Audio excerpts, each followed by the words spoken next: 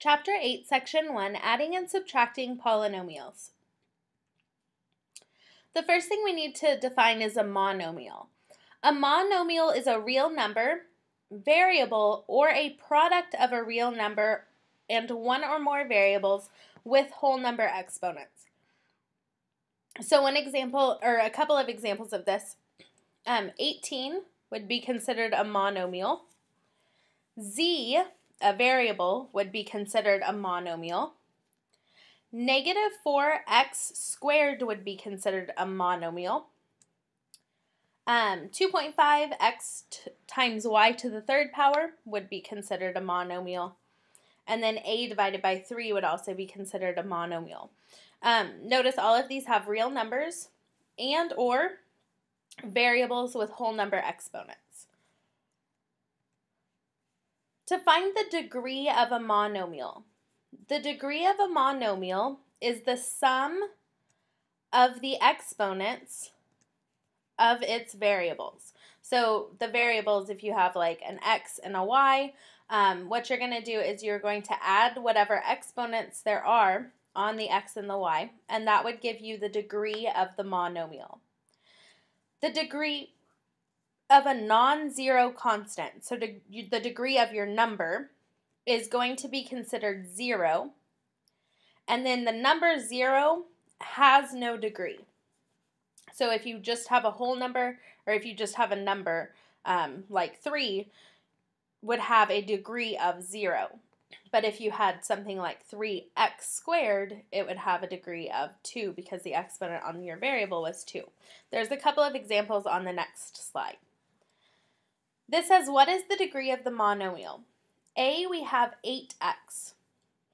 Remember, our number 8 does not have a degree, so its degree would be 0. But then it has this variable x. It doesn't have an exponent right now, but remember, if there's not an exponent written, it's an understood 1. So the degree of 8x would be 1.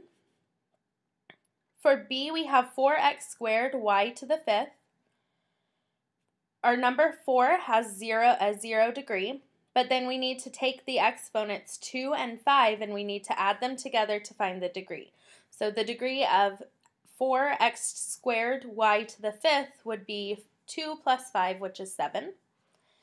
And then for c, they want us to find the degree of the number 7. Remember, any non-zero number has a degree of 0, so the degree of 7 would be 0. To add and subtract monomials, we are going to combine like terms. Remember, like terms means that you have the same variable or variables to the same degree.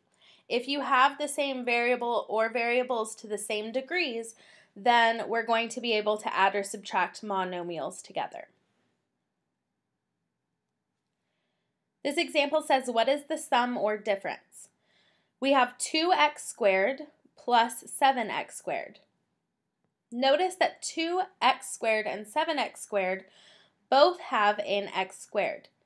These are going to be like terms because they both have an x squared, which means they both have the same variable, x, to the same degree, 2. Because they both have the same, because these are like terms, I can go ahead and I can add them together. So 2x squared plus 7x squared equals 9x squared.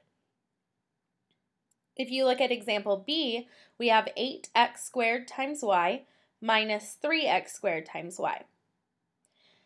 These again are going to be like terms because they both have an x squared and a y. Because they both have an x squared and a y, I can go ahead and I could subtract 8x squared y minus 3x squared y is equal to 5x squared y. Notice I'm taking my numbers, my constants in front, and I'm either adding or subtracting them together as long as I have like terms and my variables are the same to the same degree. Polynomials. A polynomial is a monomial or sum of monomials. A polynomial is in standard form if the degrees of the monomials decreases from left to right, and the degree of a polynomial is the same as the monomial with the greatest exponent.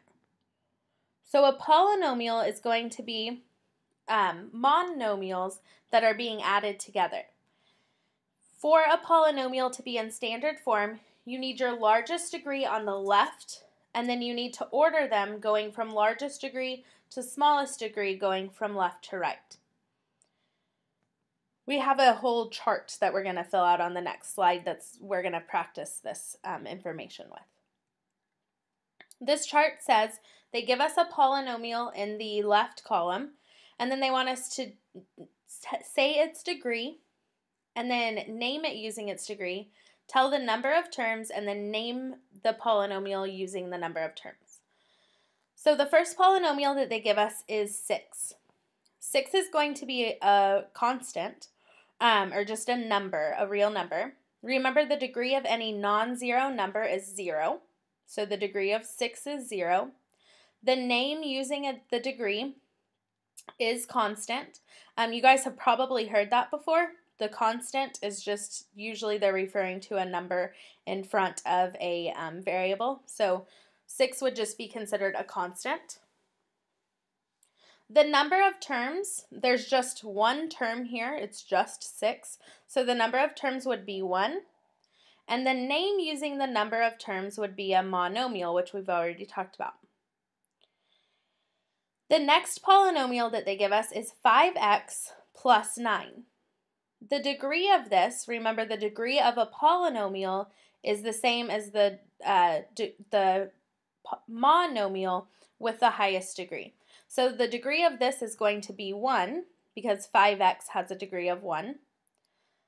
The name for a polynomial with a degree of 1 is linear, which kind of makes sense. We've talked a lot about linear equations. If I asked you to graph y equals 5x plus 9, it would be a line. So anytime you have a degree of 1, the name would be a linear polynomial. This time, the number of terms, I'm adding two things together. I have 5x would be one term, plus 9 would be another term. So the number of terms would be 2. And then the name using the number of terms is a binomial. The next polynomial that they give us is 4x squared plus 7x plus 3. The degree of this polynomial, notice I have two different monomials that would have degrees here. I have 4x squared and then I have 7x. But when I'm finding the degree of a polynomial, it's going to be the same as the monomial with the largest exponent. So in this case, my degree is going to be from the 4x squared, so it is 2. Anytime we have a degree of 2, which means you're going to have your largest exponent would be an x squared, it's going to be called a quadratic. The number of terms for this one, I'm adding together 4x squared would be one term, plus 7x would be your second term, and then plus 3 would be your third term. So the number of terms is 3. And anytime you have 3 terms in a polynomial, it's going to be called a trinomial. Tri means 3. Think about triangle, tricycle. There's a lot of words that have tri in them, and that always means 3. The next example, we have 2x cubed. This polynomial has a degree of 3. The name using the degree, so anytime you have a polynomial to the third degree, it is going to be called cubic. The number of terms for this one would again be 1. It's just a 2x cubed. There's just one monomial. And so the name would be monomial also.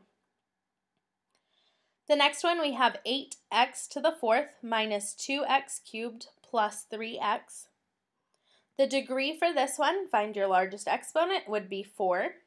The name using the degree is going to be just to the fourth degree. And anytime you have a degree over 3, just say it's the 6th degree or 7th degree.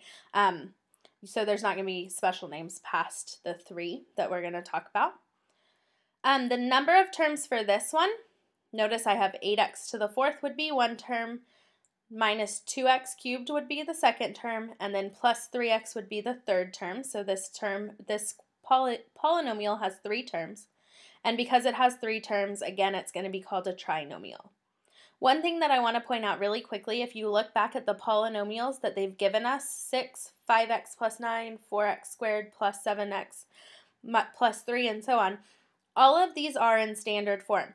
Notice that we go from the largest exponent, or the largest degree, down from left to right. We're getting smaller until we get to the smallest degree, or the smallest exponent. So all of those would be examples of polynomials in standard form.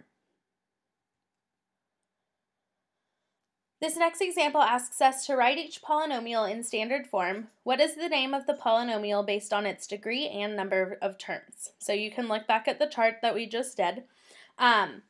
We have, for A, it's 6x plus 2x squared.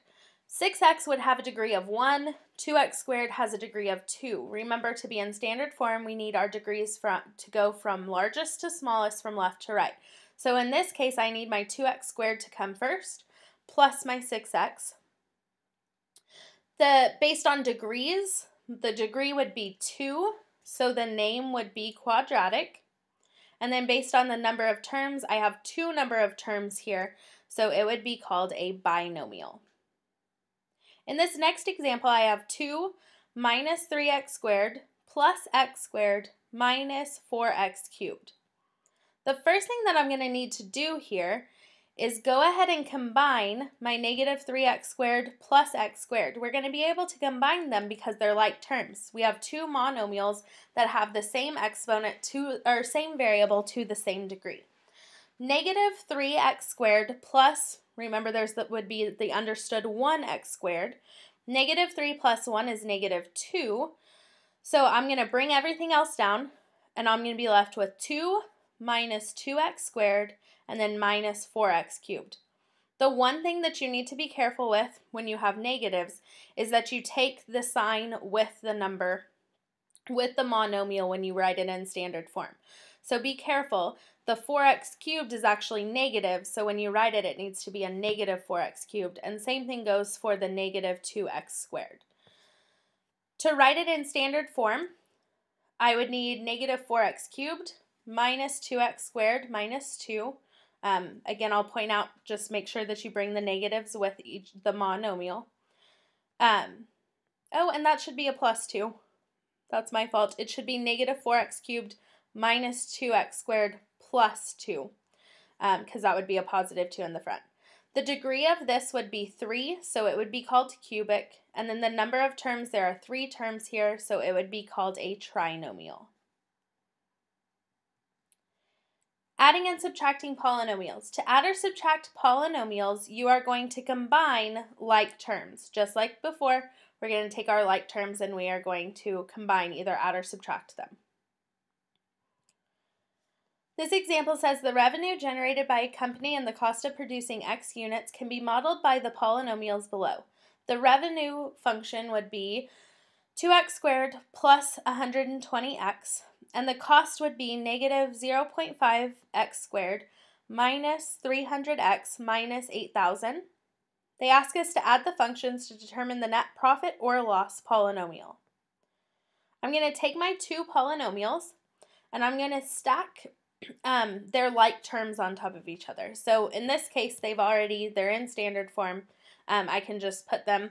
Notice I've lined up my x squareds, I've lined up my x's, and then the revenue function, the 2x squared plus 120x, does not have a whole number, so I'm just not going to be able to combine the negative 8,000 with anything.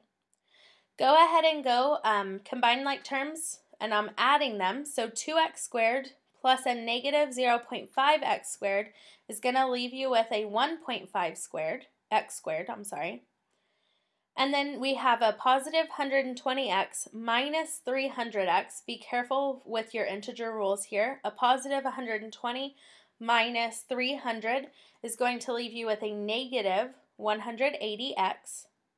And then all I need to do with the 8,000 is bring it down. So I've just added my first polynomial. Notice I was just combining like terms. And if there wasn't something to combine it with, like the 8,000, I'm just going to leave it alone and bring it on down. This next example says, what is the simplified form of 2x cubed plus 4x squared minus 3x minus 6x cubed plus 5x squared minus 4? The way I'm going to line this up is going to be a little bit different. I'm going to line it up, and notice that underneath the negative 3x, I kind of left a big gap there. The reason why I did that is if you look at the second polynomial that they give us, there's no term with just an x as a variable. So there's going to be nothing in the second polynomial that I can combine with the negative 3x from the first polynomial. So I'm just lining them up, and if there's not something there to combine it with, I'm just going to leave a space in either one of the polynomials, either the top or the bottom polynomial.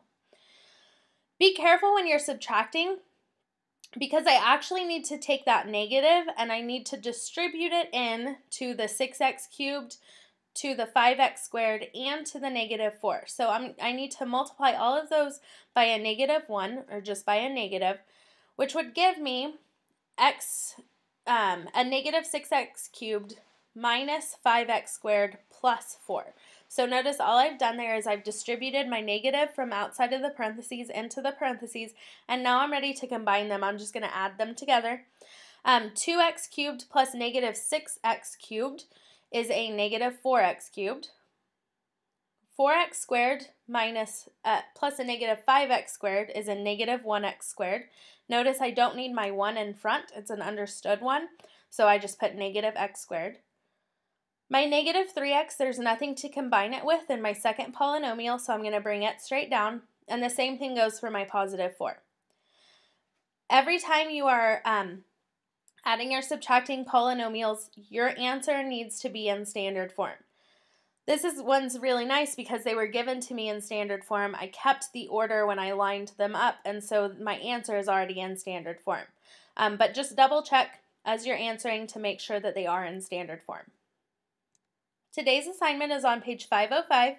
You need to do numbers 1 through 7, 8 through 34 even, and then number 37.